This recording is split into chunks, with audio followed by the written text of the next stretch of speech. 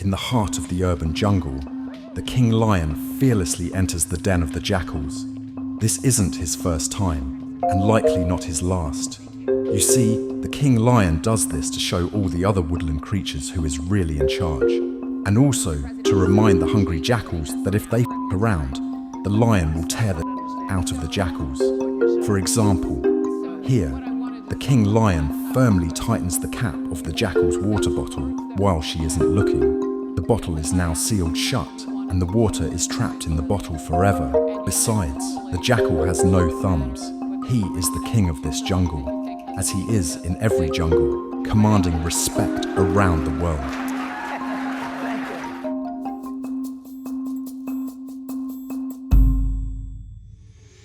What's up, guys? Boy Benny. The man in the arena is President Trump. He is the king of the jungle. He's somebody who isn't scared of a tough question.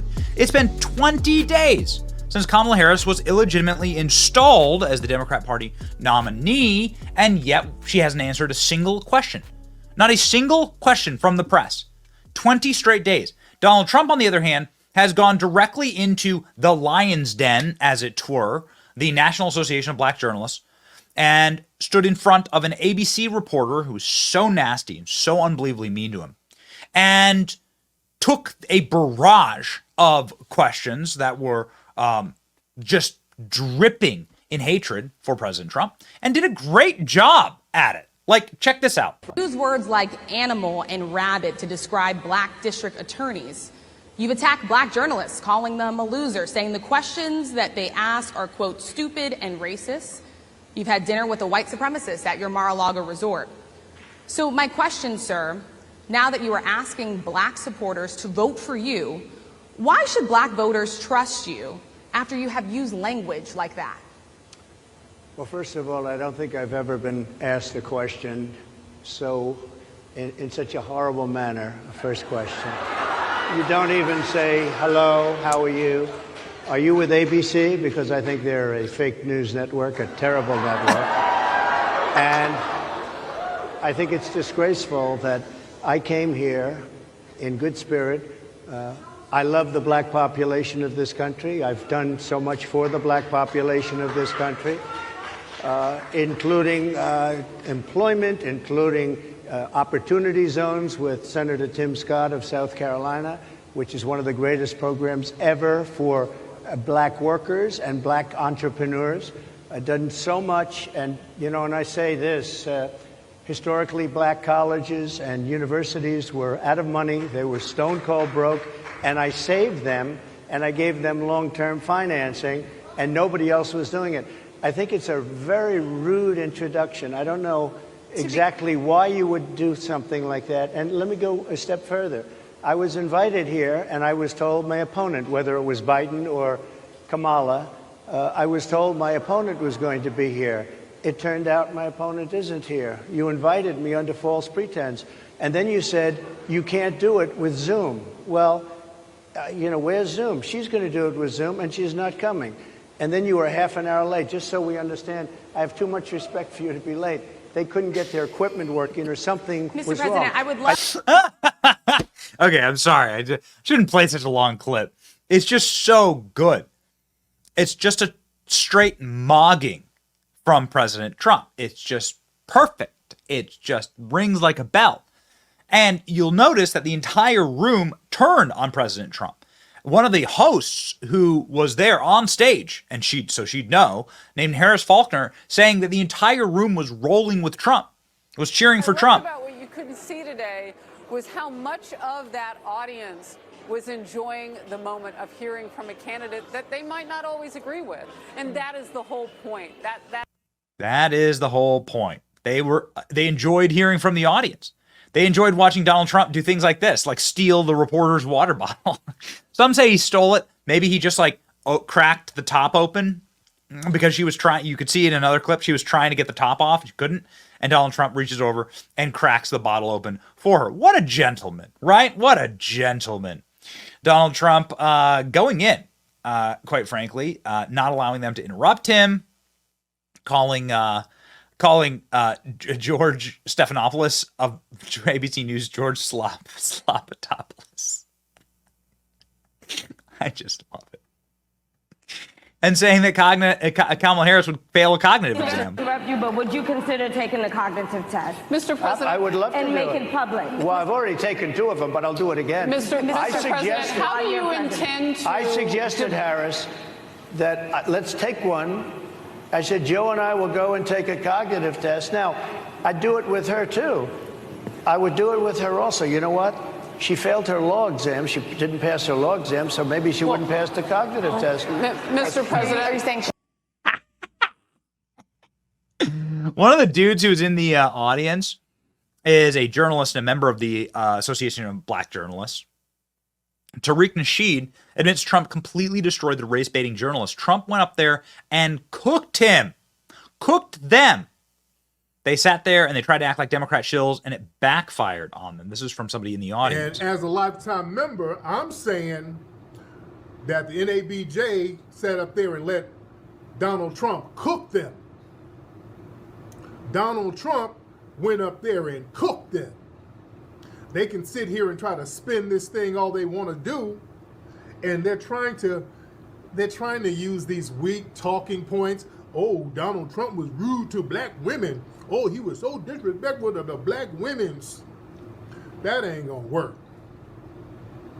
The dude came in and they were kind of hostile to him, and he called it out. And he said, hey, that was kind of rude. They were very hostile to him. You're supposed to, as journalists, you're supposed to be at least pretend to be neutral. You know what I'm saying? You're supposed to at least pretend to be neutral, just like Fox News. Yeah, they're biased, but at least they pretend to be neutral to a certain degree. But they sat up there and tried to act like Democratic shills, and it backfired on them. All right? They were kind of hostile to him, and Trump kind of called them out on it. Trump. Great. Just great. So, ladies and gentlemen, we move now on to Joy Reid, who's just one of our favorite people on this channel. Joy Reid famously was called out to her face for having the exact same haircut as President Trump. Now, you'll notice that here in this clip, Joy Reid does have a very, very similar Trump haircut. A very important moment in journalism history where Joy Reid gets confronted over whether she stole Donald Trump's hair. Just wondering, do you think people with Trump derangement syndrome know they have it? You're an idiot. And second question, did you steal Trump's haircut or did he steal yours? Cultural appropriation haircut right there. That's just an all-timer. I just love it. This guy's name is Ben Berkwam. You should follow him. He's just great. Anyway, Joy Reid, she decided to shave off all of her hair, okay, because, I don't know. Hair-free summer, everybody. Enjoy it. Okay, great. It's probably because everyone was saying that you have... It's because everyone was saying you have Trump hair. Because you do. It does look like it's the Donald Trump... It's the Donald Trump form, and it's the color of Trump's hair. This is what the end-stage Trump derangement syndrome looks like. Actually, this is what end-stage Trump derangement syndrome looks like. Joy Reid had a meltdown because Donald Trump went in and was cooking at the Black Association of Journalists. Here we go. Also just want to say one quick thing about this invitation to the president and board of NABJ. Y'all got played. Donald Trump showed up at the convention for exactly 3 reasons. 1, to try to dispel the notion that he's scared to debate a black woman, a presumption one can draw from his refusal to commit to debating VP Harris, who, again, for those in the back, is a black and Asian woman. It's also why he lost it like a grumbly senior at the retirement home who didn't get his Jell-O dessert when ABC's Rachel Scott challenged him to answer basic questions. And how likely is it that he would have shown up at all if the lady from the network that paid a $787 million legal settlement for spreading the big lie wasn't included on the panel?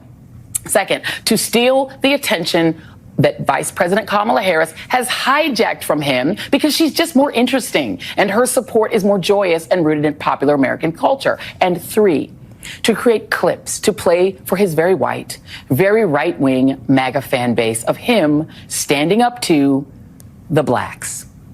Joining me now is April Ryan, White House correspondent for The Griot and an MSNBC contributor. Man. April, dude, deep breaths.